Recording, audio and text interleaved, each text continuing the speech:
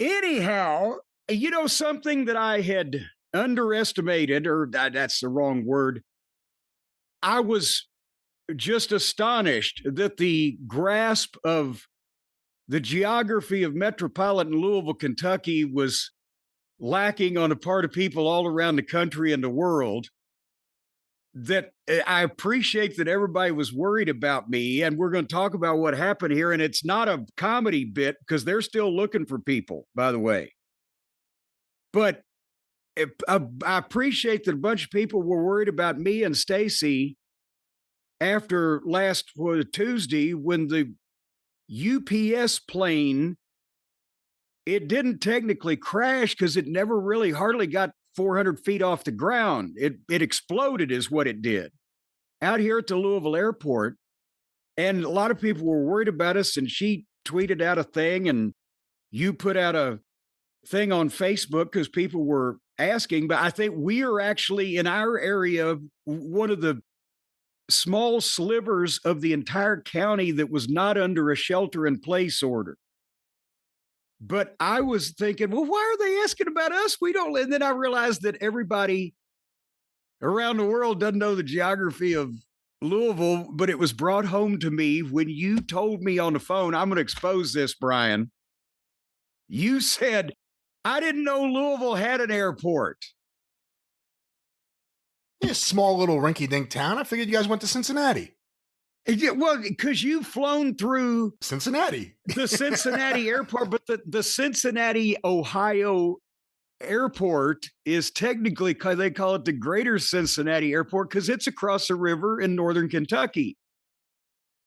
But that's 90 miles away from here. As far as a major market airport in the state of Kentucky, Louisville's we're international now. It used to be just poor old Standiford Field. Now it's the Muhammad Ali International Airport. You can fly to London. Can't fly to Kansas City nonstop without going to Atlanta, but you can fly to London. The point is, this happened this past Tuesday in the Louisville airport, where we are not a busy hub for any of the airlines necessarily, but this is the hub, the world port for UPS, United Parcel Service. There are 300 UPS flights coming in and out of the Louisville airport every day, in addition to the commercial traffic that they have, right? But UPS and their sorting facility, this plane was headed to Honolulu. They go out everywhere and 24 hours a day, they don't stop. So we're sitting here in the house, and Stace accidentally I was watching MeTV, but Stace had the news on, and she came in and she said, there's a plane crash. And it had happened at like 5:15 or so on weekday afternoon at rush hour, which I know people are going to say, well, it's not airport rush hour. It's rush hour because I'm going to fix to tell you where the highways are. And I looked, and by that time they had video on screen of a cloud of smoke, black smoke that was rising up from that area. Because, I mean, the TV stations were scrambling as this was happening during their newscast to get people and cameras and shit. There was more smoke than there was sky already. It looked like the spaceship in Independence Day. And then you see flames, whoosh, not hundreds of feet, but thousands of feet flying up in the fucking air. And what the fuck?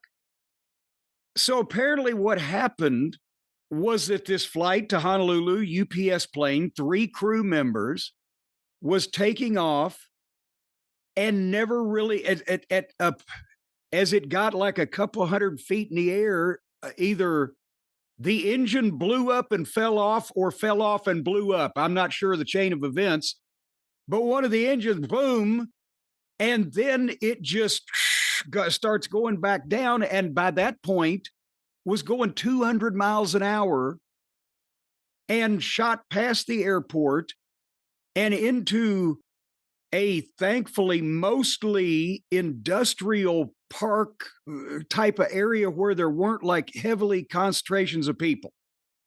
There was a junkyard, like a pick your own auto part place there that took up a lot of the room, but it landed or not landed, but came to either blasted on the way through or came to rest on top of a petroleum recycling plant.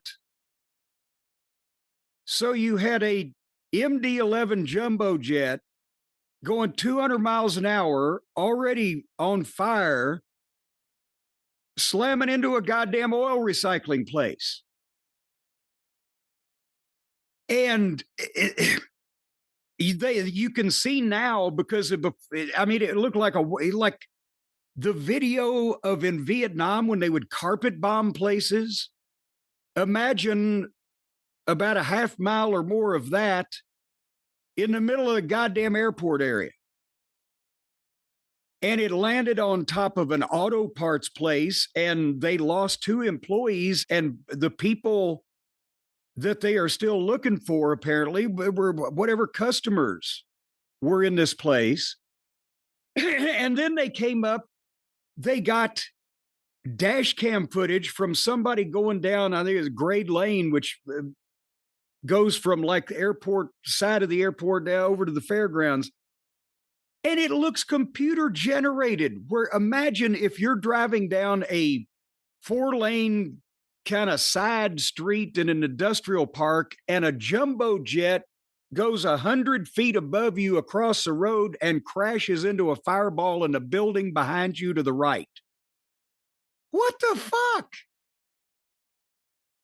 So anyway, this is what happened, and automatically the phone started ringing everywhere, and the alerts were going off. It was a shelter in place.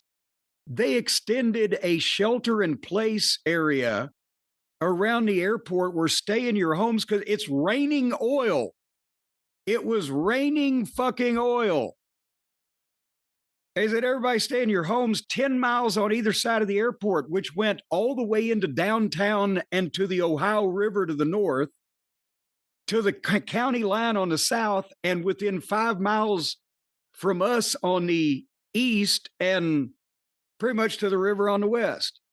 So just the whole town was like, don't go outside. And the smoke went all the way to the river. It's like a 10-mile giant cloud of smoke that was getting bigger and going with the wind.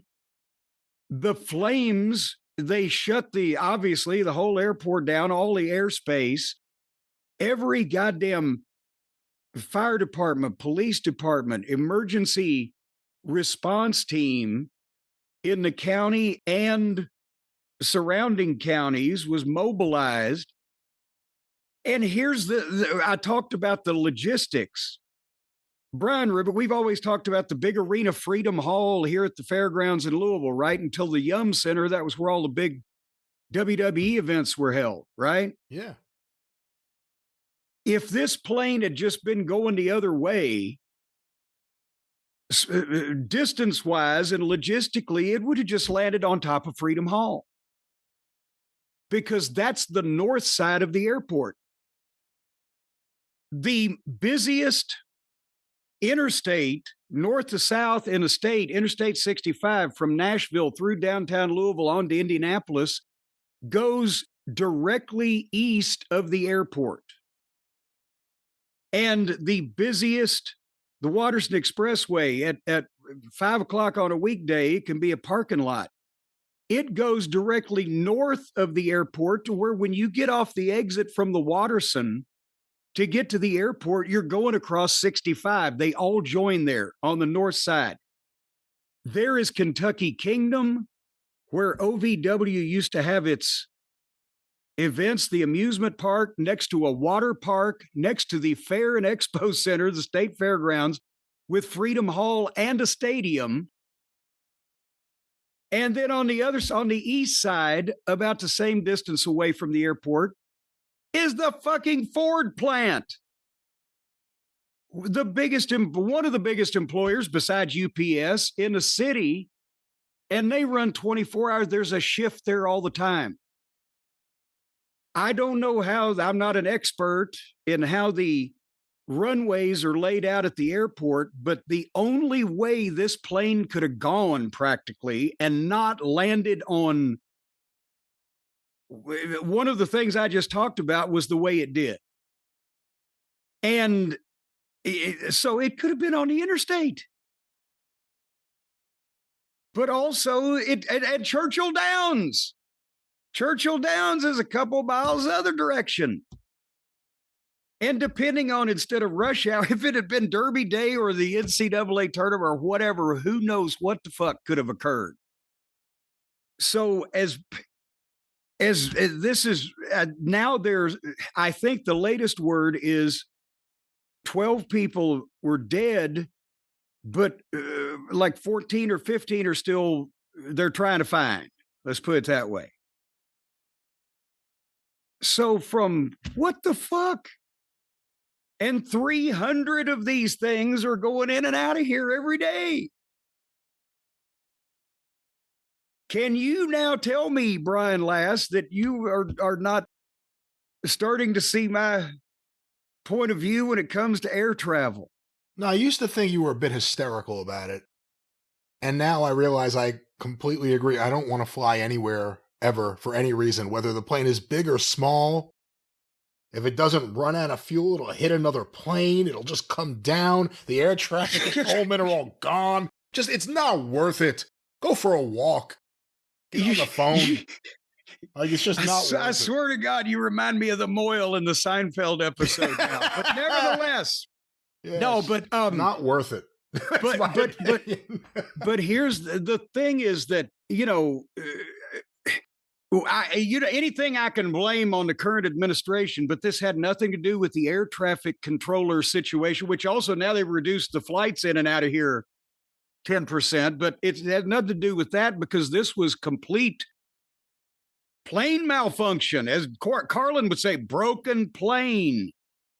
And they now have announced that this plane was in for major service and a major something was done back in September, and it was returned to the fleet a few weeks ago, and it had major shit done to it. And well, we haven't had any problems since then for the past 3 weeks. So I think they ought to be keeping an eye on that. But I'll tell you, Governor Andy Beshear, baby, remember the name Andy Beshear. In hopefully 10 or 12 years when sanity returns and they're looking for a nice, just level-headed human being. Do you have term limits for your governor? I don't think he can't run again. Hopefully he'll then be a senator or whatever, because he's only 40-something. But two-term Democratic governor in Kentucky that went for Schittler by 70% or whatever, because yes, Louisville and Lexington are outnumbered by the rest of the state. But whether it's the floods, whether it's the tornadoes, he was here in Louisville 2 hours after the crash on local television, telling people he declared state of emergency, telling people all of the agencies that were responding, telling people to stay in their homes away from the raining oil business, and on fucking site in 2 hours. And and people listen to him because he makes sense and he's legitimately worried about things and doing something about it. But was right there. And like you said, we heard from a lot of people not knowing anything other than Jim Cornette lives in Louisville that heard Louisville plane crash. Jim must be near the site. We hope him and Stacy are okay. I mean, there were people in this, the area that was affected. Like I said, it's like of half a mile or more of just scorched earth, and I don't know how wide. But it was and neighborhoods are around. If it gone any further, another 500 yards, boom, it's in the subdivision. But it was an industrial area where Darby Allin may have been living in the back seat of a car or something, but people didn't actually live in this area. So that, which is again was amazing because it's probably the only place it could have gone where it wasn't in a neighborhood or in a place that could have at like a sports stadium held thousands and thousands of people for some event if it had been a different time. They just had 200,000 people at the fairgrounds for that music festival in September. And, you know, you never know. Yeah, that was about as much jet fuel as you could have. Well, landing on the oil recycling plant. Jeez. So, and there was still, they lowered the distance of the shelter in place over the next day or two. There's still people don't drink the water because some of the fuel had run off into some type of water thing. I'm not an expert again on the Metropolitan Sewer District. But there's still, they did an environmental test on everything and cleared the air, so to speak. But yeah, there's multiple they're telling people if you find a piece of the plane in your yard or wherever you find it, don't touch it, call the professionals because they're going to find all the pieces, what are left after this incredible blaze, incendiary fucking blast furnace, and they're going to put it all back together. They've already found the black box, which is why they know how fast it was going, how high it got, the whole thing. Which brings the question, why don't they make the whole plane out of what they make the black box out of? And I guess to the few people that did ask, this has no effect on the shipments of Heroes and Friends. No, I swear to God, there were comments on Twitter. Were the books on the plane? No, we use the United States Postal Service while they're still in business.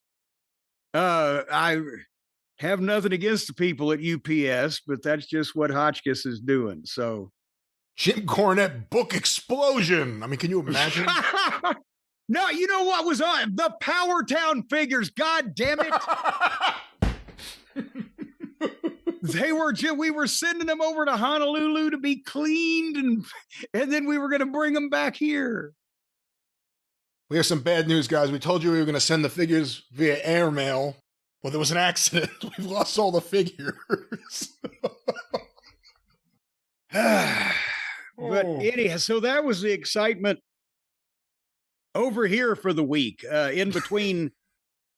Well, I'll just do it now since you brought it up in such a commercial fashion with no regard for the people who are going through things here. I send my sympathies to anyone listening who is affected by this blazing inferno. But the only goddamn thing I've done is watch plane crash footage and sign books, and I'm happy to report that, what's that old country song Johnny Cash did? How high's the water, mama? 8 feet and rising. The flood is receding over here because we have signed, I have signed, I'm not auto-pinning or using any accomplices, folks, but I have signed, and we, meaning me and Hotchkiss, have processed over 1,500 books now. And well, that's not even halfway. We're close there, about close. But we're right. I'm getting more accomplished than are coming in now. Because I told you last week I handed Hotchkiss 400 things and he handed me back 375 orders. Well, we've gained a little bit more ground, and we've got an assembly process to this where a lot of the similar things are getting filled at the same time, so it saves in between labor. But folks, JimCornette.com, if you want to get in on the hit new book of the wrestling industry, Heroes and Friends, I can do this. The orders that we have by right now are going to go out before Thanksgiving. And that's it, maybe even well before, well, I won't say well. Folks, if you want it by Christmas, please, in the next couple of weeks, I would say at best, get this to me. I'm being serious. I don't want to be late down anybody's chimney. You hate to come late at Christmas. JimCornette.com. That's the plug there that I was going to do. But anyway, is this your show or my show? This is your show. What was your favorite video? What did you think? Which video of the plane crash you just think captured everything? I like the one of the trucker where you have the point of view of what he's seeing, but also you see him sitting there. Oh, they did a split screen and he's like, oh shit.